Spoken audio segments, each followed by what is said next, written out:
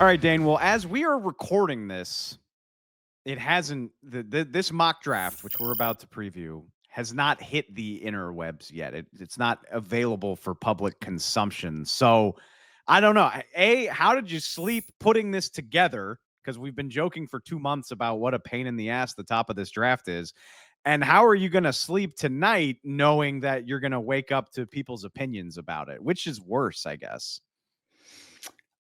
I think it's in a spot where I feel good about it, comfortable. I think as long as I can defend every pick, which that's what it comes down to. As long as there's logic and thought out reasoning behind every single pairing in this mock, I feel 100% comfortable with it because it's obviously I've been doing this a long time. People will disagree no matter what, just because they maybe don't like the player, maybe they want to go in a different direction in terms of the position that their team drafts. I just, I think a few ground rules we need to remember with this is the first round is not reserved for your team's biggest need. That's not how this works. That's not how it ever plays out. And then obviously things are going to change here over the next month as the draft order comes into picture. And we get the underclassmen deciding whether to come out, go back, quarterbacks, a couple important dominoes there. But no, overall I feel good about how this mock draft played out, and maybe you can say I cheated a little bit, but trades were part of this. And because look, you want to do mock drafts as realistic as possible. And the way the current draft order is, you have two teams picking 1 and 2 who are not going to be drafting a quarterback. And so it is unrealistic to think that they're going to stick and pick, especially in this draft where there's no Myles Garrett, there's no Bosa, there's no like clear cut, this guy has to be the number 1 pick, even if there are quarterbacks on the board. So in this scenario, I did go ahead and do trades at the top. And just because, again, I think the point of this is to make it as realistic as possible with what we know right now. Buddy, please cheat as much as you want. Do anything to give yourself a little bit of a leg up, because trying to do a mock draft on December 3rd is like trying to find a needle in a haystack that is on the back of a moving semi truck that's going down the highway at 75 miles an hour and just stuff's flying everywhere. You're trying to keep your balance. I mean, the season's not over, so we don't even know the draft order as of yet. We're just working off of current standings. We don't know who's going to declare for the draft, so you don't know the talent pool. Obviously, free agency hasn't happened. We have no idea. So please bear in mind, this is a thought exercise more than anything. But I am excited to do it because we talked about the same thing with your top 50. We've been talking about these prospects. We've been trying to get an angle, an idea of what the top of this class looks like. And if you're in a position to do a mock draft, we can kind of sort out the pecking order and how things might fall. So yeah, so that is the point, more so than to predict who's going to wind up on your team at the end of April, which feels like a lifetime from now. Okay, so it's worth repeating. If you're listening to this, that means it's Wednesday. Dane's mock will have hit The Athletic. You can go find it on the website, on the app. Please go take a look. Tell us what you think. But let's start it out, Dane. As you alluded to, if the season ended today, the Tennessee Titans and the New York Giants would hold the first 2 picks in the draft. And those teams don't need quarterbacks. So at the top of your mock draft, you've got a double trade situation, which we have seen before. The Tennessee Titans trading down with the Cleveland Browns to get the number 1 overall pick, as well as the Las Vegas Raiders trading up with the New York Giants, with Fernando Mendoza and Dante Moore being the 1-2 at the top of this draft as it stands. You are an expert on all things Cleveland and Ohio, so let's start there. You alluded to this when we talked about the top of the draft a couple weeks ago. This feels like a year where Cleveland could go for broke in the draft trying to solve this quarterback issue, and trading up for Fernando Mendoza would be doing just that. I mean, with 2 first-round picks in this draft and the state of the quarterback play in Cleveland, they're going to be aggressive in this offseason in terms of finding an upgrade at quarterback. They traded back in last year's first round so they could be in position this year to go get their guy.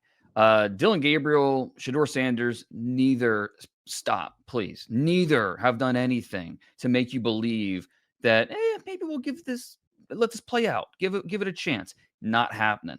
Okay, like they are going to be aggressive, going to get a quarterback. And in this scenario, the Browns are currently picking 5th. They could be on the outside looking in. They have every reason to be aggressive, go get their guy. Last year, they saw it as a 1 quarterback draft. They had the number 2 pick. Team at number 1 needed a quarterback. Nothing they could do.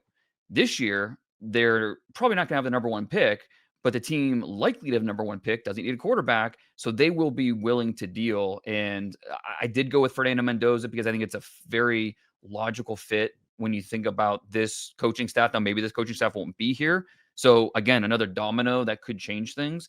But, when I talk to scouts about Fernando Mendoza, the 2 comps that come up the most are Jared Goff and Kirk Cousins. And, guys that aren't going to wow with their velocity, they're good athletes, but not great athletes. What separates them is the football intelligence, pre-snap, post-snap, the way they can layer throws. They can, especially with Mendoza, like he's not an amazing athlete, but he has just enough mobility where he avoids sacks at a very encouraging rate. And so I think for a lot of if this coaching staff, mainly Stefanski, if he's still back with the Browns, they're really going to like Mendoza for a lot of the same reasons they like Dillon Gabriel, except Mendoza has better physical traits and higher upside. So I do like the fit here with Mendoza to Cleveland. Now I'm eager to see, and we'll talk about the conference championships later, eager to see how he holds up against that Ohio State defense. That'll be very telling. But right now, with where we stand, it's he is the clear favorite to be that first quarterback draft. And it's rare that we see the number 1 pick dealt. Like it just rarely happens. It's even more rare we see the first 2 picks dealt, but it happened not that long ago, 2016. Jared Goff, Carson Wentz, both were drafted by teams that went up to go get their quarterbacks. I think we could see history repeat itself, especially if Dante Moore declares. And that's going to be a big domino here because he's 20 years old. We know NIL will be there if he wants to go back to school, especially at Oregon. So, there are reasons for him to go back.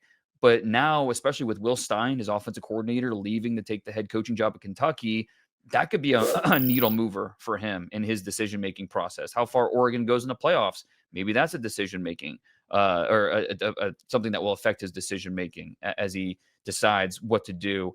But if he does come out, I think he's going to go in the top 5 picks, and I have the Raiders trading up to number 2, go get their guy. I mean, I don't think anybody disagreed with what the Raiders did last offseason, trading for Geno Smith. It sounded like a sound, thought out decision at the time. It just hasn't worked out. And, it's not just Geno Smith to blame for that, but the Raiders need to find a long-term solution here. And if that means trading up 2 spots by jumping over the Saints to go do it, I think that they could potentially be in play for them.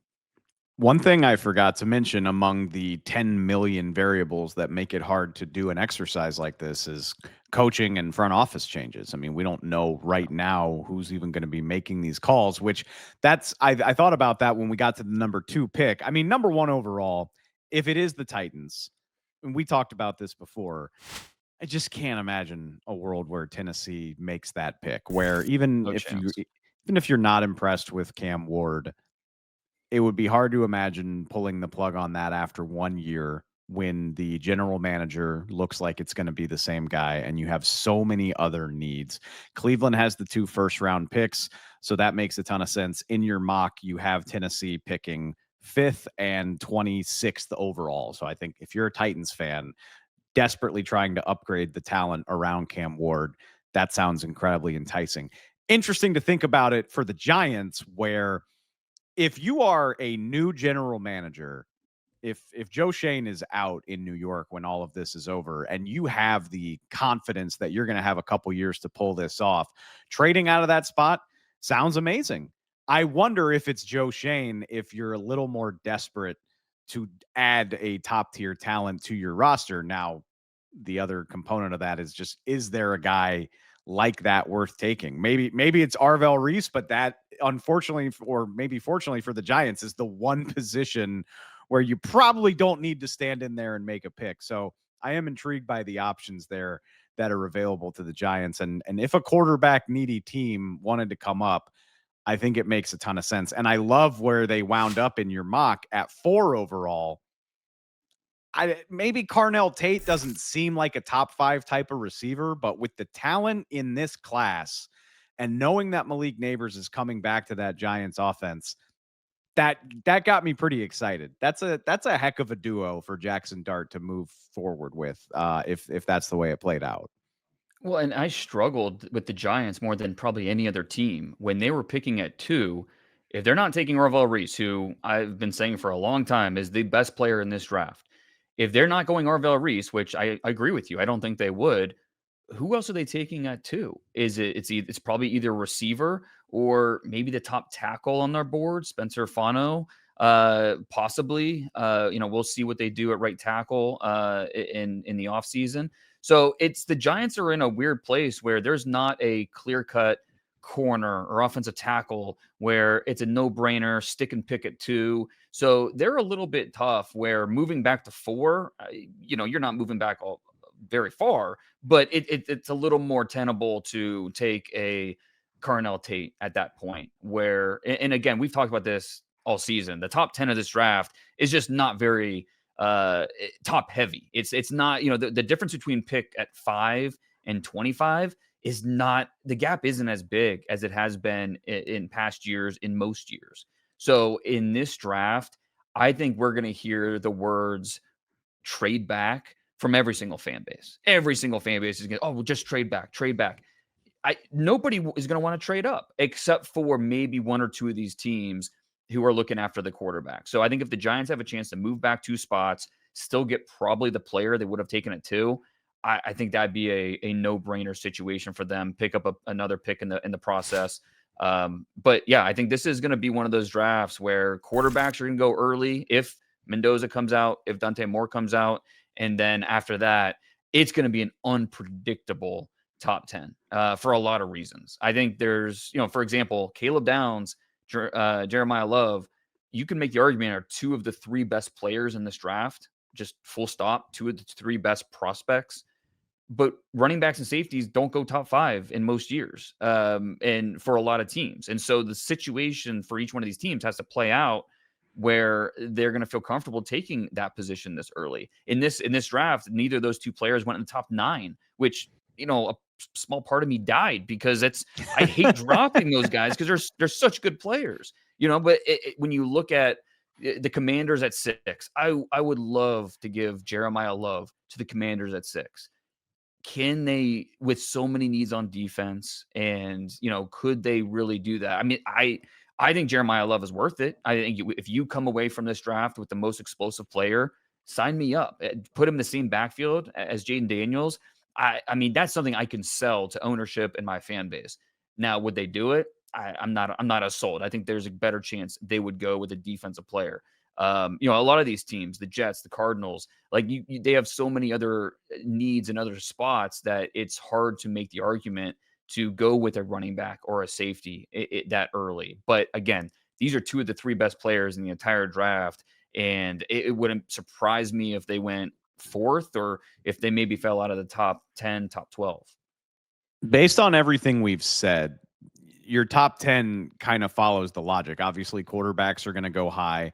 And then 4 of your top 8 are edge rushers, which is like the one thing where if you need a guy at the top of this draft, you probably feel good about your options. Arvell Reese falling to the Saints outside of needing probably a quarterback for the future. If they were the 3rd overall pick, I mean, if Arvell Reese falls to the 3rd team, no matter who it is, that's going to feel like a coup for whoever's sitting in that 3 spot.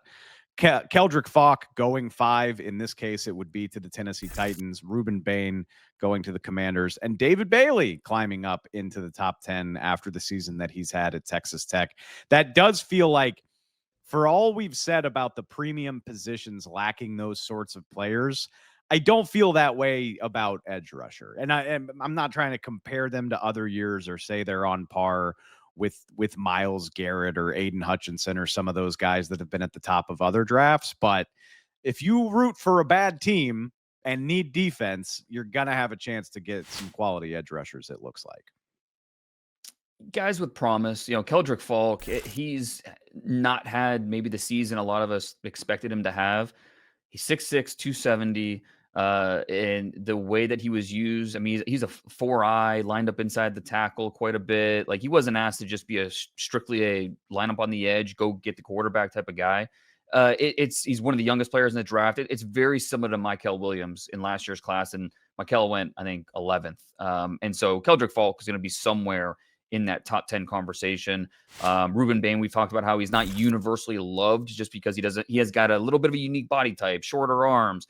But Dan Quinn's going to love this player, the get off, the power that he plays with, the fact that, he's just as good against a run as he is getting after the quarterback. He had a really good game against Pitt in the regular season finale. Is that the last time we're going to see Rueben Bain in a Hurricanes uniform? Maybe. If it is, he went out in a big way. And then David Bailey, who I think he's beat up on some pretty bad tackle play this year in the Big 12, but he's also had good games against Utah, who has good tackles. Arizona State's got good tackles. So, he led all of FBS in the regular season in pressures and sacks. And so he's going to have that juice off the edge that I think is going to speak to a lot of defensive coaches. Jonathan Gannon being one of them in Arizona. You add him to that front seven and, to see how they've tried to build that front seven, I think that'd go a long way. Jordyn Tyson going number 7 overall to the New York Jets in this mock, which puts 2 receivers in the top 10 of this draft. Tyson gave it a go in the rivalry game against Arizona. He ultimately, it looked like he aggravated the hamstring issue that's been plaguing him for the second half of this season. He wasn't able to finish the game. Is it mainly injury concern with Carnell Tate being the first guy off the board over Tyson? Is it just because Tate's been that awesome, which for the record, I think that he has, but I was curious there with Tate going 4 and Tyson going 7, both to the New York teams, fittingly. But I was curious about how that stacked up, what you thought about that. I think that's a big factor here with Jordyn Tyson, and the fact that he's missed, it's like 38% of his team's games the last 4 years because of injuries. It's something that has to factor in, and I think when he's healthy, when he's on the field, he reminds me so much of Stephon Diggs. His ability to create space and then be a ball winner at the catch point. I think a lot of teams could use that, including the Jets. You put him opposite Garrett Wilson. And I understand the quarterback position is very much in flux for 2026. And the Jets have the ammo to go get a quarterback in this draft if they want to. But there's also a scenario, and we talked about it before, there's a scenario where they look to build up the roster and then target a quarterback in 2027 in that class. So, I think there will be, whether it's the Raiders, the Saints, the Jets, there will be teams in the top 10 this year that realize, what, we're just not going to get our quarterback this year. We're okay waiting. And look, 2027 is supposed to be much better. Time will tell if that plays out. But teams are always scouting ahead, and the Jets could be one of those teams that are maybe forward scouting to 2027 when it comes to the quarterback. One more fun thing I wanted, we'll say 2 more fun things before we take our first break. The LA Rams. I like that you're on board with me zigging when everybody thinks they're going to zag and taking Spencer Fano. If you get the first offensive tackle in the class at 9 overall, the long-term outlook at quarterback doesn't get any clearer, but we don't know Matthew Stafford's future as of right now. If you were able to add a talent like that outside of getting your quarterback of the future, I love that call. The Rams offensive tackles both getting a little long in the tooth, particularly Rob Havenstein. So I think that makes a ton of sense. And then finally, 10 is not too far of a fall for Caleb Downs, especially if he gets to go play in Ohio for a team that desperately needs any sort of help whatsoever on defense.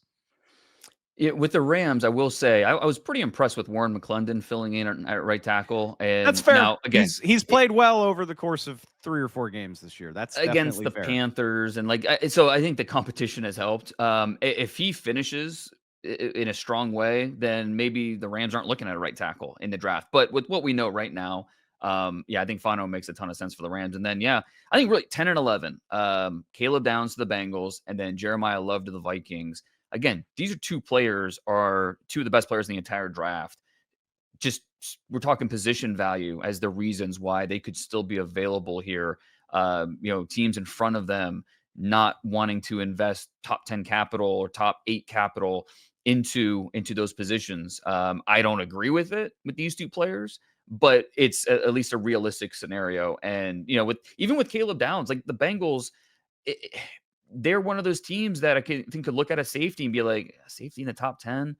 Yeah, I don't know. Like I wouldn't surprise me at all, but he instantly upgrades the talent in the back end of this defense. And then just the disciplined culture that he would bring to that unit. To me, this is a don't overthink it, Cincinnati. Like if he falls to you at 10, don't overthink it. And then with Minnesota, they need, like, I don't know. We'll see what happens with the quarterback situation. Like I don't see them just punting on JJ McCarthy after this season. They need to do something, whether that's doing something even more on the offensive line. I don't know what that would be. But adding a Jeremiyah Love, adding a weapon like that to that backfield, man, I mean, that would be something that helps the quarterback, that helps everybody else in that offense, and I think would be tremendous value if you're getting Jeremiyah Love outside the top 10. All right. I was going to do this on the other side of the break, but you played my hand by taking my talking point right off of my notes, as you so often do. But it's very similar to what we talked about with Jeremiyah Love to the Giants a couple weeks ago. Mm-hmm. I get it. Jeremiyah Love's incredible.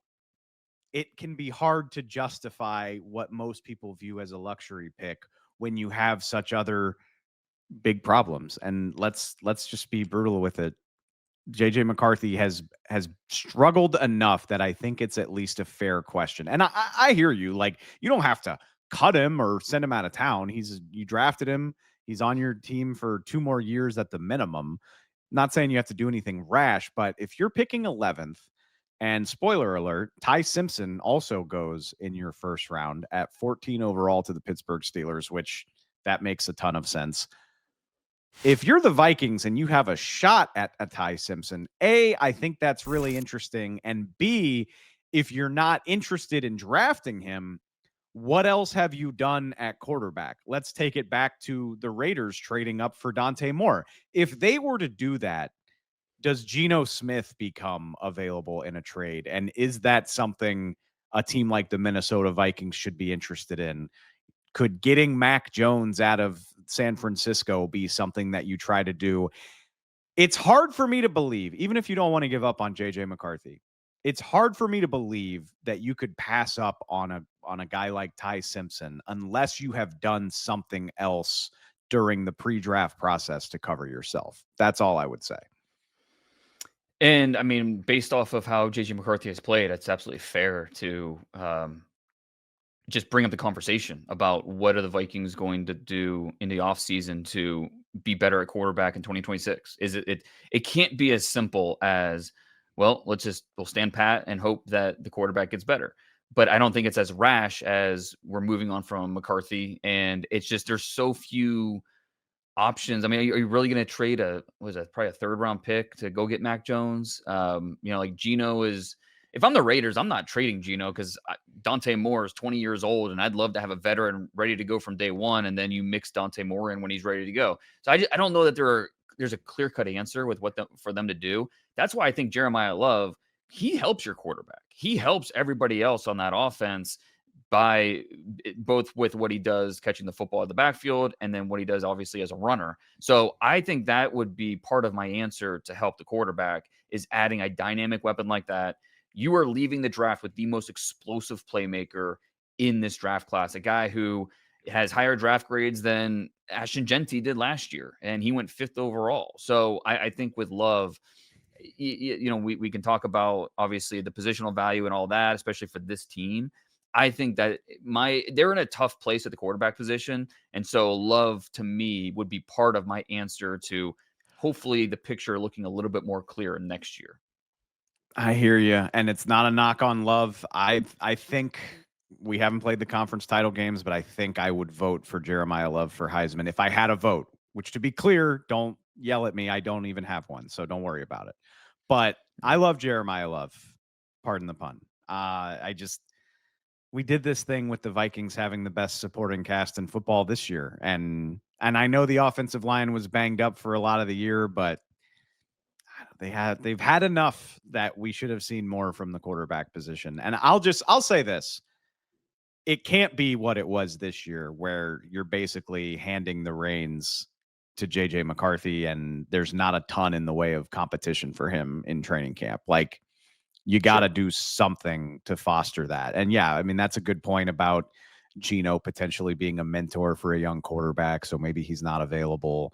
I don't know. I don't know the answer. That's for the Vikings decision makers to figure out. But if you're not going to draft a guy in the first round this year, you got to do more to bring in somebody who can push JJ McCarthy or potentially start if this doesn't get any better. All right. We were going to do that on the other side of the break anyway, so we just got that out of the way. Now we will take a quick break, and we will be back with the bottom half of Dane's first round mock right after this. This episode of the Athletic Football Show is brought to you by our friends at Facebook. Every year around the holidays, there's that moment when you realize you want your gifts to actually mean something. Not just another item off a list, but something that shows you really get the person you're giving it to. And that's kind of what Facebook's reminding us all this season. It's not just about staying connected online. It's about embracing all possible connections that Facebook unlocks. Maybe you're doing a Secret Santa at work, and you scroll through your coworker's Facebook profile and notice they're a huge vinyl fan. Next thing you know, you're on Marketplace, finding that vintage jersey signed by your favorite player from a local seller. Or maybe you join a group where people share their favorite gift ideas or the best spots to see holiday lights around town. Those small moments, a comment, a message, an idea you stumble onto, can end up becoming something bigger. That's what Facebook's all about this season, reminding us that a little connection goes a long way. So whether you're finding the perfect gift, reconnecting with an old friend, or just sharing a little holiday spirit, Facebook is where those connections start. Let's reconnect this holiday season with Facebook. All right, Dane, just looking, once you start with like picks 12 and down in this first round mock, I'm not going to go through every single selection, and I would encourage you to go look at it if you want to go see every selection. But my main takeaway here, just looking at the names that are available to the teams in these positions, is if the top 10 is kind of a pain to figure out because it's just not that sexy type of year where Jamar Chase and Penei Sewell and Devontae Smith and Micah Parsons are all going to get drafted highly, that might be a little disappointing for the teams at the top of the draft. But the fun thing for us is a lot of good teams are going to have a shot to draft guys that are not substantially worse than the top of this draft, I would guess. Like, just looking at this, the Carolina Panthers taking Peter Woods at 15th overall. The Kansas City Chiefs picking 13th, by the way, which is just weird to see. Obviously, it can still change, but that is very strange. The Kansas City Chiefs getting Kenyon Sadiq as a Travis Kelce heir apparent at 13th overall. The Detroit Lions, we've talked a lot this year about Kayden Proctor not really living up to the hype as the potential OT1 in this draft. And that's totally fair. And clearly, I don't know that people would be excited to draft him in the top 5 of this class. The Detroit Lions getting Kadyn Proctor at 17 on a team that already has good offensive tackles, and he can join that program with their offensive line coach and develop there. I'm a hell of a lot more excited about that than I would be about Kadyn Proctor as a top 10 pick. So it feels like there's some really good value in the back half of this first round. Well, the Lions aren't drafting a tackle; they're drafting tight end. So, I mean, you showed Dan Campbell the clips of Kadyn Proctor catching a swing pass, or that's a great point. Yeah, it's going to be an easy. Brad Holmes he's not even going to show him any offensive line clips. Just show him the clips of him in the backfield or him. I mean, that's all he has to show Dan Campbell. What do they call that package? Duncan? Yeah, they're just going to show him the Duncan package. And there you go. Like, all right, we got our new goal line plays. Let's go. Yeah, be the heir apparent to Taylor Decker eventually, while also helping out, giving you guard depth in the meantime. And then also, some of those goal line packages. I mean, I don't know. To me, I think I really like that fit with Detroit. Yeah, but I think your overall point, though, I think is spot on. Like, I'm looking at some of these names in the back half of round 1, and it's like, okay, Sonny Styles and Kayden McDonald and Makai Lemon. Like, there are a lot of players that won't go in the top 15 that are still really good. And so if I'm a playoff team, I'm feeling pretty confident about how this first round could play out. And there's not that huge gap between the top 10 to 12 players and then who you're getting later on. I think one of my favorite fits, really, it's two of these receivers, where they're going in the back half of round one to playoff teams. The Buffalo Bills at 21. I know you love this one, right? Denzel Boston. I mean, I think if the Bills could use him now for this playoff run, it would just be a perfect fit. Whether he's an X, whether he's that big slot for Buffalo, using that frame, tracking the football, winning, the way he can win outside of his frame with his hands. Denzel Boston, I love that fit in Buffalo. And then with the 49ers, if Makai Lemon makes it to the 49ers, Kyle Shanahan, he wouldn't be able to help himself. He would run that pick in so fast. And he's 5'11", 195 pounds, not the biggest guy, but he's so manipulative as a route runner and strong at the catch point, after the catch. The Amon-Ra, St. Brown comparisons, we're going to hear those quite a bit. I think the 49ers would run to the podium in that situation. Going back to Boston, I was curious about this, and I like him a lot as a player. If you're a Bills fan listening to this, I got to imagine you're thinking, okay, well, we just drafted the big contested catch receiver in Keon Coleman. And how's that going? He had a touchdown against Pittsburgh the other day, but it's safe to say that it's not going the way that you would prefer. So is this just replacing that decision, saying like, all right, let's just try it again? Or, I mean, I guess maybe compare those two guys as prospects a little bit. Like, what would Boston bring to an offense like that that's tried this before? I mean, I think you're bringing competition into a wide receiver room that needs help, and you have a specific window right now to win with one of the best quarterbacks on the planet.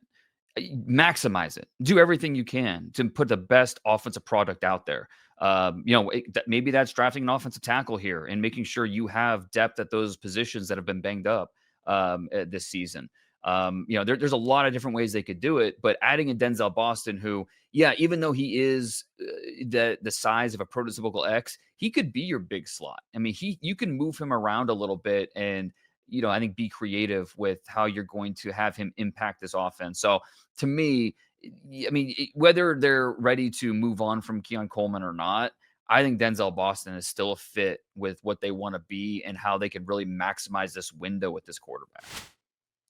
There's just, like I said, there's so many names here where they get a lot more exciting when you're talking about them as mid-round picks to teams that have infrastructure and aren't trying to start a rebuild or retooling a roster. I mean, Francis Mauigoa to the Houston Texans, obviously a team that should be seeking to upgrade its offensive line. The Philadelphia Eagles getting your guy Vega Ioane out of Penn State. Yeah, like with the struggles they've had on the offensive line this year, knowing that Lane Johnson is in the twilight of his career, knowing that you've kind of struggled replacing Mekhi Becton this season, it's a lot of resources to spend on your offensive line, but the Eagles are proof positive of how good that can look when you hit on those sorts of picks. So I love that decision. I just think I think the Cowboys fans would probably throw a parade if CJ Allen out of Georgia was available for them to pick at 27. There is value all over the place here starting. Yeah, I would say starting around pick 12. I just start to get a lot more excited than I thought I would based on how we've talked about the top of this draft. One draft pick's not going to rectify all of the Eagles' run game woes, but you add an athletic mauler like Ioane, that's going to help. I mean, Tyler Steen's been up and down. They have to be concerned about Landon Dickerson's long-term durability. As much as I love Landon Dickerson as a player, they have to be concerned. So, yeah, and you're right. A first-round pick is a lot to spend, but this team has never been shy about spending early picks on offensive linemen. So that's something that, we could see play out. I think that CJ Allen, if you're the Cowboys and you can come away from the first round with a Sonny Styles or a CJ Allen, you feel good about that. The linebacker play in Dallas has been pretty abysmal this year, and you have to get better.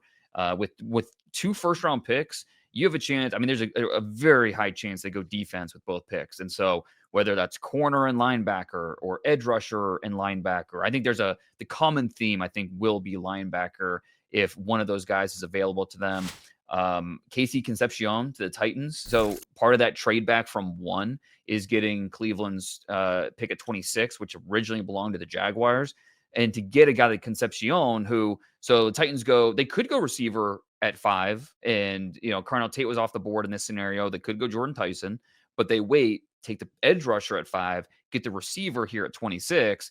And I think this helps your quarterback get better. Casey Concepcion, a guy who is so good with the catch and run. He's top 10 nationally in yards after catch per reception. They don't really need special teams, but he can give you that as well. So I think that's a good fit. The Ravens, a little bit earlier at 19, they go Kayden McDonald. The 5 Ohio State players in the top 20, by the way, which would tie the record for most picks from a single program in a top 20 of a draft. And the way Kayden McDonald played all season, but then especially against Michigan, I mean, you can't move him. And if you just a single block, he will shed the block, discard guys, make plays against the run. Very, very dominant up front. And that's exactly what the Ravens could use. I was going to point that out if you didn't. Going through your mock, I write things out for my own notes to help me remember them better. And I was like, damn, I keep writing Ohio State over and over and over again, which if you've watched them play, particularly on defense this year, I don't think that's terribly surprising. One big thing I wanted to hit, I mentioned him, but I guess he deserves a little bit more shine on his own. Ty Simpson, we gave him the kiss of death ever since we just heaped praise on him. It just hasn't been as pretty as we would prefer. And it's not over yet. It looks like Alabama's going to make the playoff after surviving the Iron Bowl. So he will have at least one more big opportunity to show his stuff. But you've got him going 14 to Pittsburgh. Makes a ton of sense for a variety of reasons. I am curious, though, how much does this downturn since early November weigh for you, and B, what type of feedback do you think he's going to get? Again, we've done this 100 times. He hasn't started very many games in college. There's not a long list of players that have come out with so few college starts and gone on to really successful NFL careers. Let's just say hypothetically that it doesn't look better when Alabama gets to the playoff. Could this be a situation where he returns to school to get that stuff under his belt? Or would you imagine like the mid first round is his floor as a prospect? How are we feeling about that right now?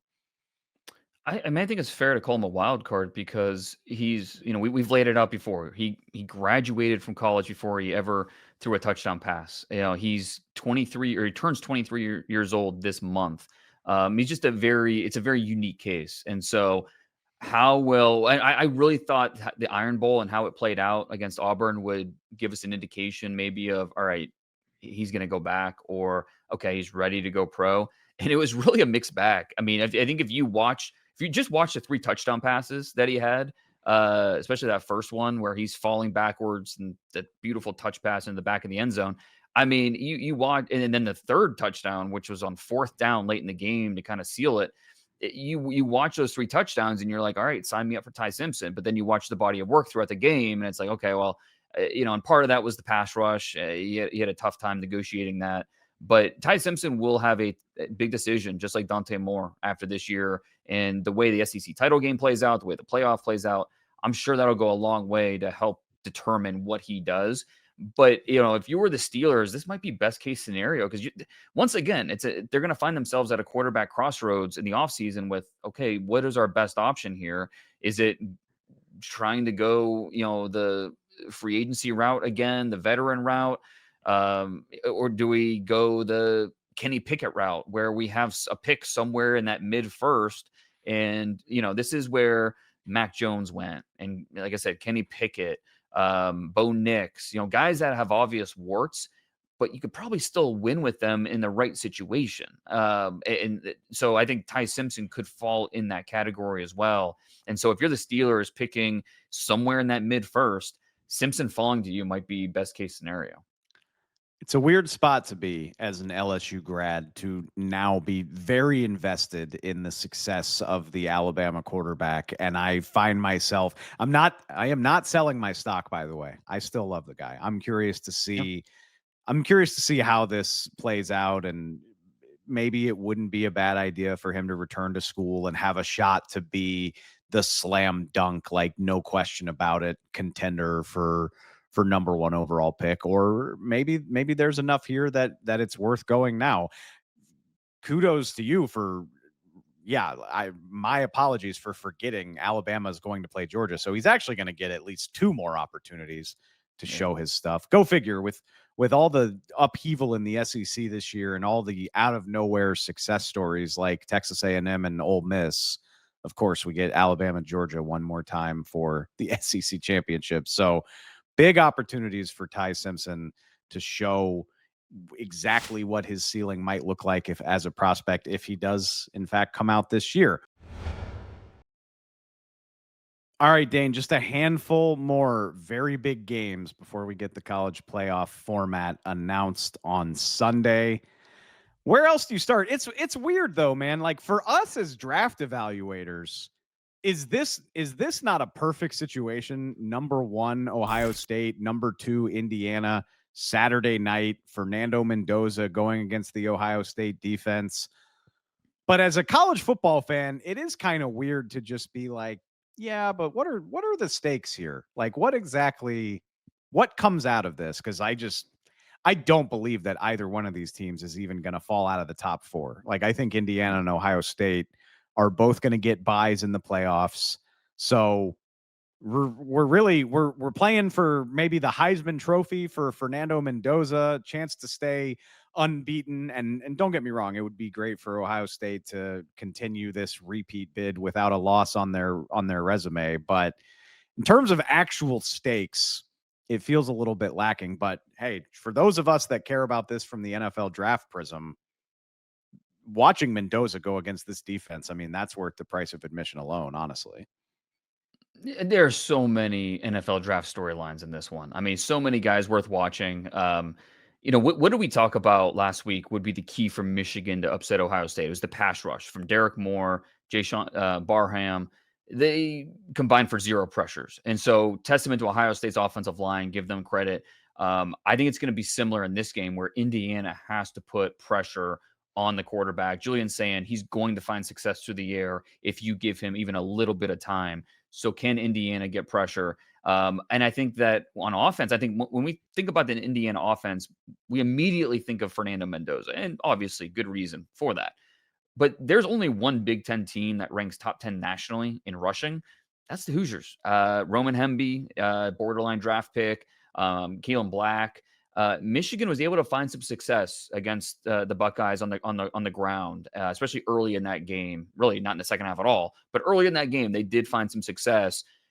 Ohio State, I mean, you expect them to get that buttoned up, but Indiana's offense, so much of the success they have through the air comes through that RPOs, all the runs. It's all paired together, and so having success on 1st and 10, so it's 2nd and 5. That's a big part of the formula for the Hoosiers to win this one and win the Big Ten title. But yeah, I mean, there's so many individual matchups. Arvell Reese, Sonny Styles, Caleb Downs working downhill to limit the run. On the outside, Igbinosun versus Elijah Surratt. I mean, talk about 2 competitors who win with physicality. This one, that will be a dogfight. That will be a lot of fun. Omar Cooper Jr., Jermaine Matthews, that'll be a good one on the inside. In the trenches, Kenyatta Jackson, he had his way with Michigan's left tackle. How will Carter Smith hold up the Hoosiers left tackle? That'll be a fun one. We mentioned Kayden McDonald earlier at the nose and how important he's been to Ohio State's run defense. Pat Coogan, he's a veteran center. He's faced this Ohio State team before. He was with Notre Dame last year. And so Coogan's a guy trying to get in the draftable territory. Big test for him in this one. Indiana's D'Angelo Pons is one of the best cover corners in college football. Probably going to sneak in that day 2 range as a prospect, but he's 5'9", 170 pounds. How will that size show up against Carnell Tate, Jeremiah Smith on the outside? But like you said at the top, ultimately, I cannot wait for this matchup to see Mendoza, how he does against easily the best defense he'll see this season. The closest thing he'll see to an NFL defense. We saw it earlier in the year against Penn State, against Oregon, probably the two best defenses he faced this year. He was a little bit up and down for most of that game. Now, at the end, he just called game and put it away, but it wasn't all just clean for him the entire way. So how he does against this Ohio State defense will be a lot of fun to watch. And it's any team that's considering Fernando Mendoza, this will be an automatic watch when teams are in the war room, they're watching tape. This will be a must-see for any team considering this quarterback. I mean, and you could say the same thing about Ohio State, right? We talked about it heading into the Michigan game. Outside of Texas, the schedule kind of leaves you wanting if you want to see them going up against the best of the best. You can say the same type of stuff about Indiana. Obviously, the road win against Oregon looms very, very large. Mendoza was not fantastic in that game, though. And other than that, you're probably talking about the comeback against Penn State, the game against Iowa. This is a huge opportunity for him. I mean, you just said Ohio State might tie or set the record for first round picks in a draft. They're going to have, my God, how many guys total are going to get drafted off this Ohio State team? This is going to be the go-to tape when you want to see what Fernando Mendoza is all about. And like I said, I think that is an easy headliner, even if there are 15 other things worth watching. I do just want to point out, though, I think it's easy to lean toward all of this NFL talent on Ohio State's roster. And I know the transfer portal means that teams are vastly different from year to year, but Indiana was hanging with these guys until a Carnell Tate punt return last year, and the score wound up. I'm sorry, Caleb Downs. Yep. Excuse me. Wound up looking a lot more lopsided than it did through like half of that game. So I think Indiana can hang with these guys, even if I would pick Ohio State to win. Yeah, I think Aiden Fisher, I saw some of his comments during the week, and he said how like they're going into this not feeling like an underdog. They're feeling like, oh, this is like two Big Ten powers clashing, and I think it does feel like that. Indiana has earned that respect where they are. They're not just a fun story anymore. They have the talent to go up against anybody in the country, including Ohio State. And this will be a fun one because, like if you look at tickets for this game, the cheapest ticket's like $400 because the game's in Indianapolis, very close. There's a lot of Indiana fans that are going to see their team in a Big Ten championship game for the first time ever. And it's going to be, Ohio State, their fans travel really well, obviously. And so they often will, show up and command most of the attendance in these conference championship games and bowl games, playoff games. Not in this one. Indiana is going to be well represented by their fans, and this is a team that definitely deserves our respect. I don't think either way, whoever wins this game, I do not expect this to be a blowout. It should be a close one all the way through. That's the nightcap. In the middle of the day, we get another version of Georgia, Alabama, which narratively, from a college football perspective, maybe you're getting tired of it. But again, this is a game full of NFL prospects. I think it's very fitting. Beating Georgia early in the year was one of the games that kind of put Ty Simpson on the map. You watch him in that game against a defense loaded with NFL prospects and think, oh, there's something to this guy. Now you get a chance to do it again in a marquee matchup with playoff seeding on the line. We've talked about the NFL prospects on Georgia's side of the football before. Do think it's worth shouting out. You mentioned your guy Monroe Freeling out of Georgia on last week's episode. You snuck him into your mock draft as the number 32 overall pick. So something worth watching as well going against Alabama's front. This doesn't need to be sold as anything other than you can count on each side of the ball having a handful of NFL players. Yeah, no doubt. And I mean, I did sneak him into Freeling into the mock to the Patriots at 32. I mean, the Patriots' new motto, it should be just all over the building, is just protect Drake at all costs. All right. And so drafting an offensive lineman, whatever, sign it, do it. Eugene Monroe has actually played pretty well this year, but just add a young understudy into that mix who can potentially take over in the future. But yeah, I mean, okay, over the last 11 games, what do you think Alabama's record is against Georgia? The last 11 times you guys have matched up, what would you guess? Oh my God, Mis- it's probably Mr. it's like SEC, it's. You said 11 games. It's probably last like 11 games. it's probably 8-3 or 9-2. Close, 10-1. I mean, Um, it's been that lopsided that's for the Alabama. it's the one thing Kirby can't do. Except, Yeah. ironically, they beat The him in a one- national title game. Yeah, That's the so one, exactly. So if if you're gonna gonna have the do it, one, if you're gonna yeah. do it when the stakes are highest. But yeah, I mean, this is Yeah.